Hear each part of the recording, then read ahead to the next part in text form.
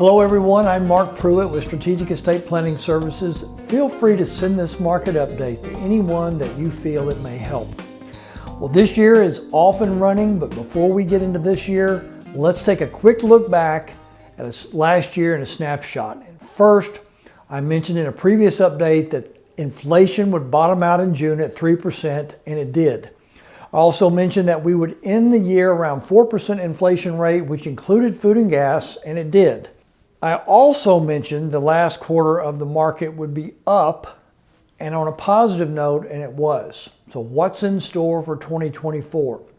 Well, there's no crystal balls that actually work, but we do have some areas that we watch for. And the first is the jobless claims. In my opinion, that is one of the last dominoes to fall, so to speak, before a recession could occur. If that begins to trend up, then that could be a signal. Initial jobless claims measures the number of individuals who filed for unemployment insurance for the first time during the past week. And a higher than expected reading should be taken as negative and bearish for the United States dollar, while a lower than expected reading should be taken as positive and bullish for the United States dollar. Currently, here is what that looks like. This is the adjusted claims for the past year. And if you take a look at this chart, the line is almost flat and has stayed within the two upper and lower lines. I think that's a good thing. Slow and steady with no big jumps either way. Also, inflation was reported up again, and in my opinion, this is the one thing the markets do not like. Markets are hoping for the Fed to lower interest rates sooner rather than later. And it's hard to lower rates when inflation is beginning to creep back up. Normally, when the Federal Reserve raises an interest rate, that rate doesn't even kick in until 6 months later. So some of the last rate hikes have not even taken effect yet. So again, it's an opinion, but I don't see them even thinking about lowering rates until possibly sometime this summer. If the Feds do what they project, then it would be 3 quarter-point decreases before the end of the year. So here is how I connect the dots with everything I just mentioned.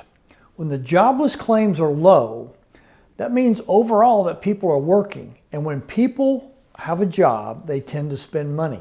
And when they spend money, inflation is harder to bring down.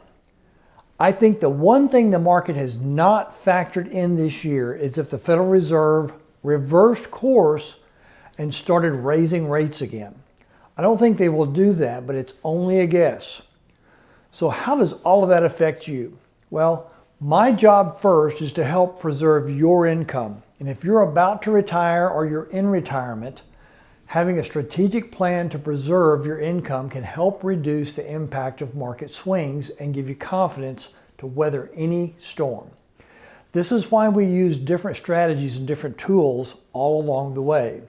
You can embrace your second act with a strategic retirement plan, and if you're younger and you're still working, then you have income via a JOB. And this also allows you to have time to recover. It's important to keep in mind that de-risking a portfolio can be a valuable tactical approach when necessary. Rather than simply holding on to investments regardless of the market conditions, we aim to help you make informed decisions that help maximize your returns and help minimize your risk. We monitor many areas in the overall economy as we make decisions on your behalf. If you have questions, then please feel free to call me at 1-800-381-8870. Thank you for watching, and God bless you and your entire family.